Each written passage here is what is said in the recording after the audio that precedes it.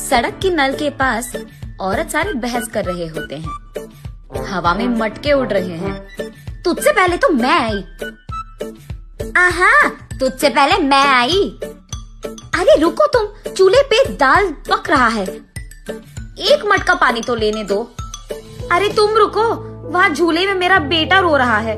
अरे निकलो, तुम्हारी कहानियाँ।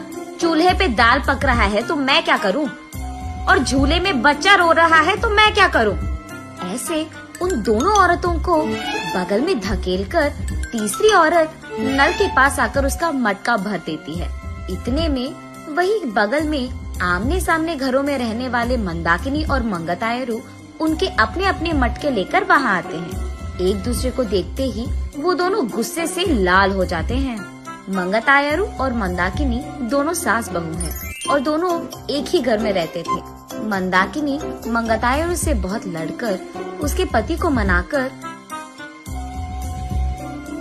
अपनी सास के घर से बाहर आ जाती है। दोनों का अतीत उनके सामने आता है। एक मटका पानी लाने के लिए इतना नाटक करती थी। जब भी कुछ काम बोलूं, यहाँ दुख रहा है, वहाँ दुख रहा है कहती थी। और अब देखो, मेम साहब सुबह ही उठकर मटका में पानी भरने नल के पास आ रही है। सुबह उठते ही सारे पकवान को भैंस की तरह खाती रहती है। चीजों को यहाँ से वहाँ तक नहीं लगाती है।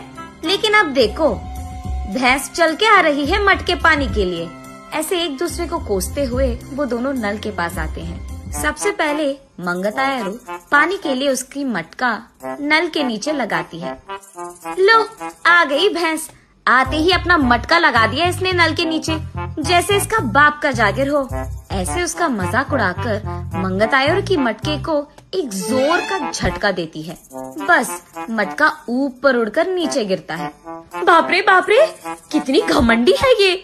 मेरे ही बेटे के पैसे खाते हुए मुझे भैंस कह रही है, और ऊपर से मेरे ही लड़के को लात मारा तुमने।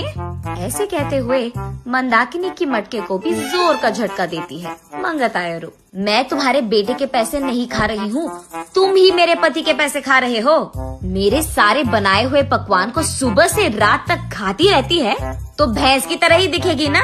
भैंस कहीं की मेरे ही मटके को लात मारती है। कितनी घमंडी है तू। मटके को ही नहीं, अगर मेरी सटकी ना, तेरे को भी मारूंगी, समझी? हाँ, जरूर मारेगी। इतनी घमंडी जो है। मेरे बेटे को मुझसे दूर कर दिया तूने, मेरे घर से उसको निकाल दिया तूने, और अब मेरे ही घर के सामने रह रही है। सिर्फ तेरे बेटे को ही नहीं, तुझे भी तेरे घर से निकाल दूंगी, समझी? मुझसे पंगा लेगी ना, ऐसे ही होगा। तू तो जरूर करेगी, घमंडी औरत, बंदर मुंह वाली कहीं की।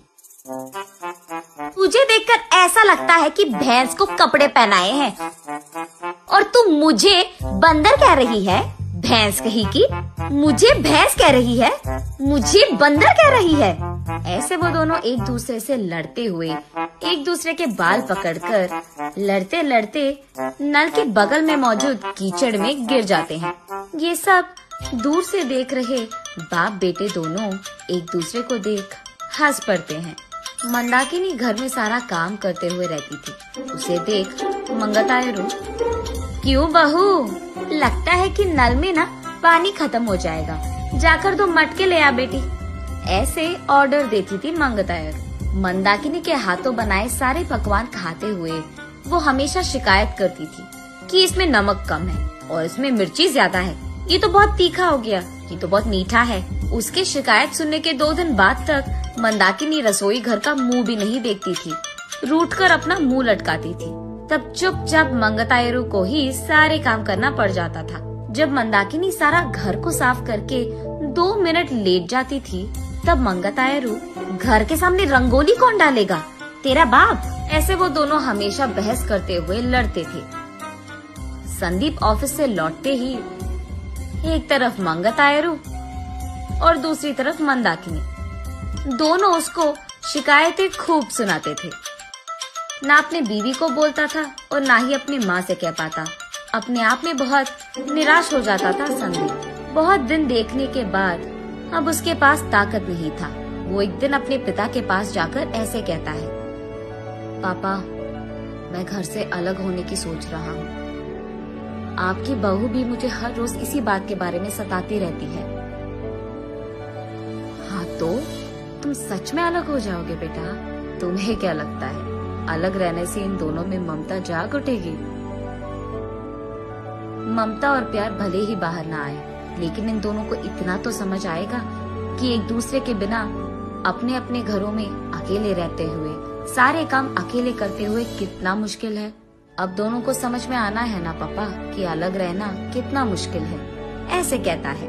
हाँ ठीक है, तुम्हारी मर्जी, लेकिन अभी के अभी कहाँ जाओगे बेटा? मैं कहाँ जाऊँगा, हमारे घर के एकदम सामने जो घर है उसमें किराए पे रहूंगा।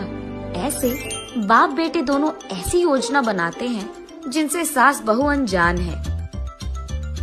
इन दोनों को सबक सिखाना तो छोड़ो, एकदम पागलों की तरह लड़ रहे हैं ये दोनों।